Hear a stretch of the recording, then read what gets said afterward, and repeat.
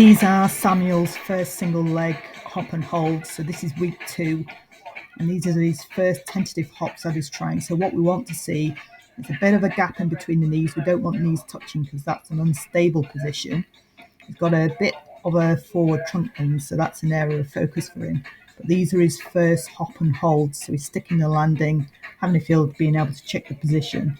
And athletes with better balance can move well and execute explosive reactive actions. So if you've got good postural stability and balance on one leg, and then of course as you get better you can do this at higher speeds. So these are 30 centimeter box jumps. These are single response. So again, feet shoulder width apart for a staple position. So you flex your hips and you're trying to get up there as quickly as possible, everything in alignment. So feet, knee, hip and shoulders. And then this is just a little jump circuit, in which is just you're having a jump, rechecking your position, everything okay, feet shoulder width apart. And these single response ones are really good in that you're able to, work on technical checks. So we go back to our 30 centimeter jumps again. So the movement is definitely starting to clean up. So his hips flex. And what we want to see is going to get better at this, but his hips snapping through. So hips coming forward a little bit more so they don't lag behind.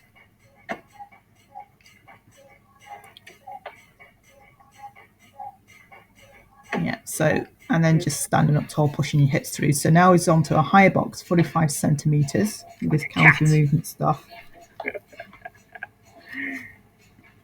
Arm swing behind you, yeah. And as it gets more confident, these will get snappy. So you can see the hips getting better, up, pushing through.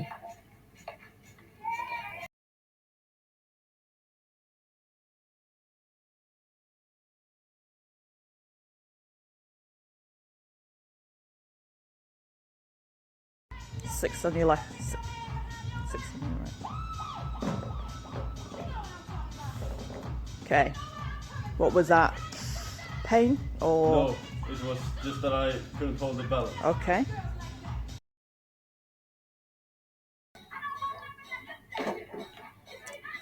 So that's his injured knee, the right knee. So again, we want feet, knee, hips, trunk in alignment, and one side talks to the other. So again, we don't want those knees touching. We want to be able to control the pelvis and the hips. Well done.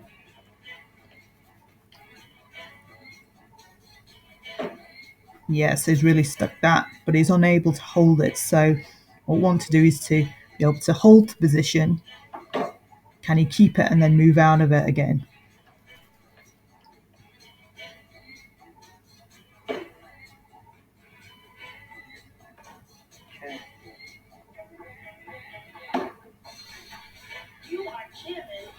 Brain's picking it up now. It's starting to organise.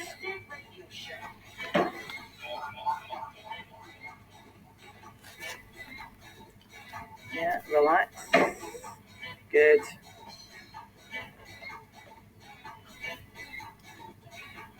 And so hops are great for athletes learning or relearning how to hop, or if they're new to plyometrics. So this allows, again, for technical checks and resets.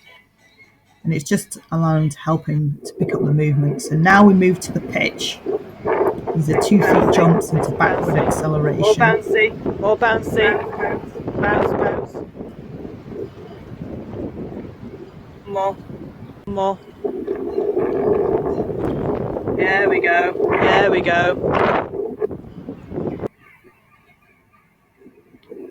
So these types of hops can just help with identifying any kind of compensation patterns. What he's not comfortable with is, he's feeling his way through going backwards. And of course, you can look at loading patterns, and you can see differences between your left and your right leg. So it's being able to push off from these hops. Yeah, you can hear it, can't you hear the difference? Yeah. Good, expect the unexpected. Yeah. In the middle. So this helps with explosive lateral power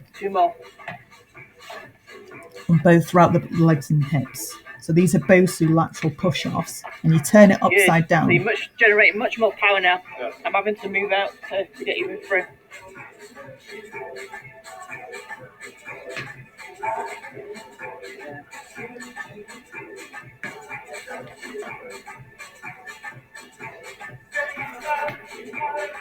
So foot, ankle and calf strength and foot strength further on up the chain is really important for stability. To reduce energy leaks further on up the kinetic chain, and it just helps reduce force around the knee.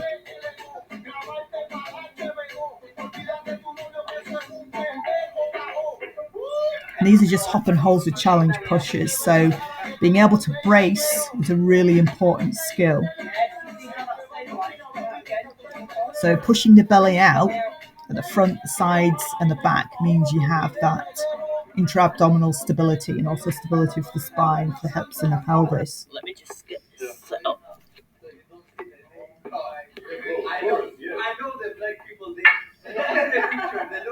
Now we're just having a look at the his hip and pelvis control. So these are single layer SLDLs, and these broomsticks are just pin the hips and the pelvis into position to stop that rotation.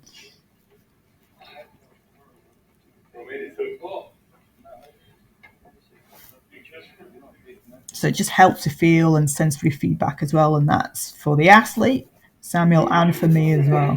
And then I just swap round and go around the other side just to be careful that I'm out of his way when his leg goes back.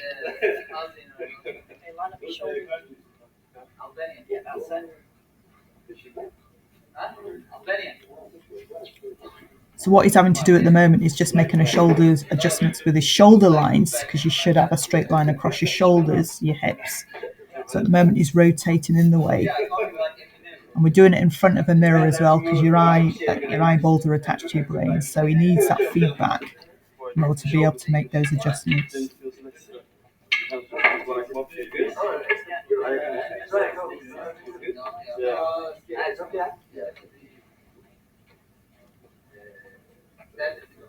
There's so much in the hamstring. I have them before. So if we Because when I have it like this, it comes sooner to the ground. The hamstrings.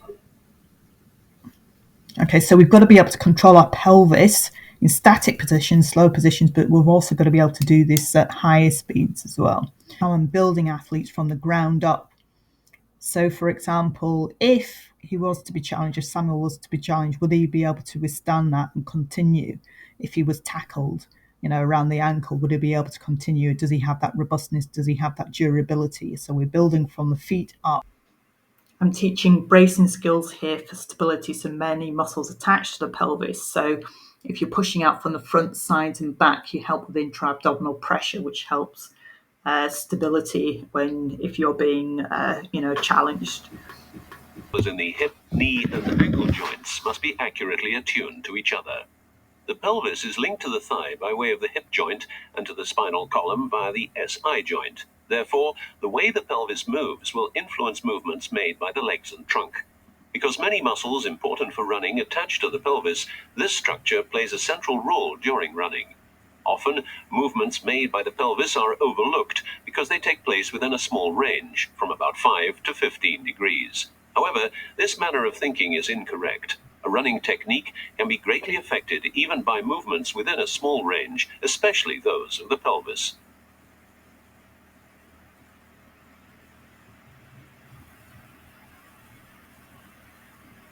During both the floating and support phases, the pelvis can rotate around the body's longitudinal axis, as seen on the left, or its free half can move up or down, as shown in the middle, or it can tilt forwards and backwards, as shown on the right.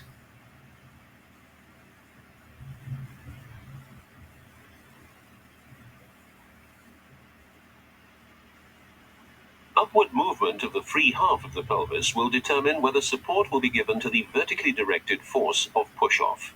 Therefore, it will greatly influence the length of the pace.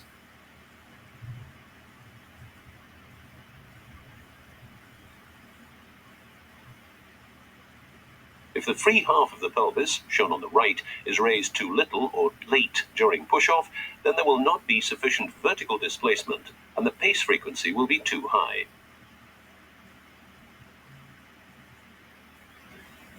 Many recreational runners will allow the free half of the pelvis to droop passively during the entire running cycle.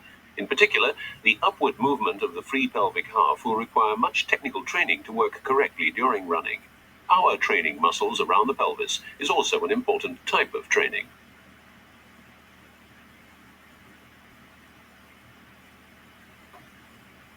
Many runners raise the free half of the pelvis too late. One measure for timing correctly when the free pelvic half should be raised is the moment when the heel leaves the surface during the stance phase.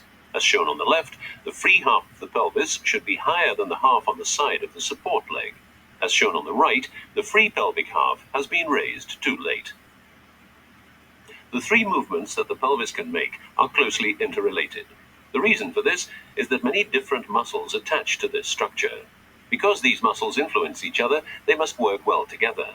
Therefore, one movement, for example forward and backward tilt, should not be considered separately from another movement, for example forward movement of the free half. If one movement is executed poorly, then it follows that a second movement will also be incorrect.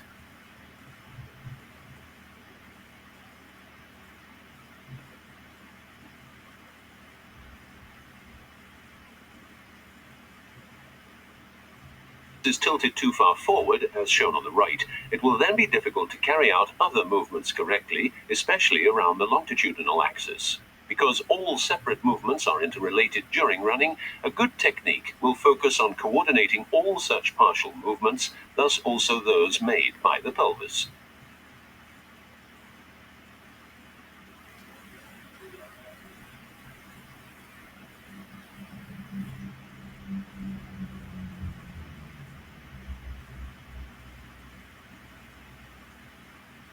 In order to show how the ankle and foot can move, we have chosen to use a simplified model.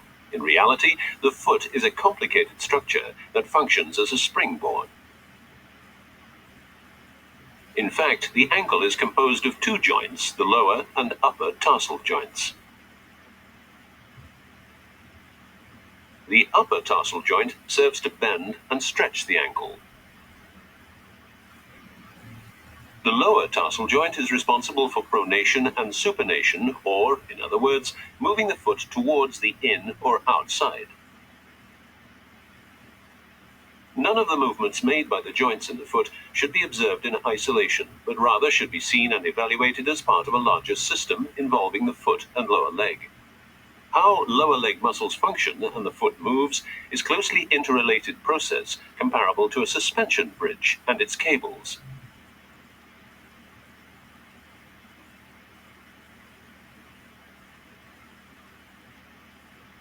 Pronation, or moving the inside of the foot inwards, is an important part of the spring-like function of the foot during the stance phase, for example. The movement must be controlled well by the action of muscles in the lower leg.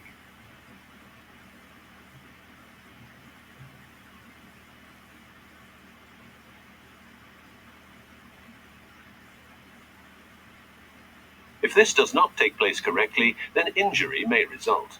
For example, if the muscles located on the inside of the lower leg do not function properly during pronation, then the result could be injury to the shin bone.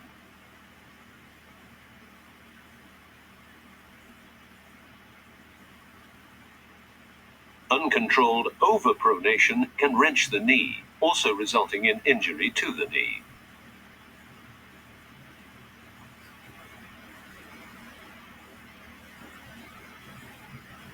Movements in the knee joint, like bending and stretching, look simple. However, what actually takes place around this joint, especially during the stance phase, is quite complex.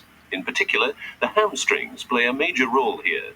It is difficult to substantiate any comments about the angle of the knee during the stance phase. Therefore, it is preferable that a trainer make suggestions about the posture of the upper body and position of the feet.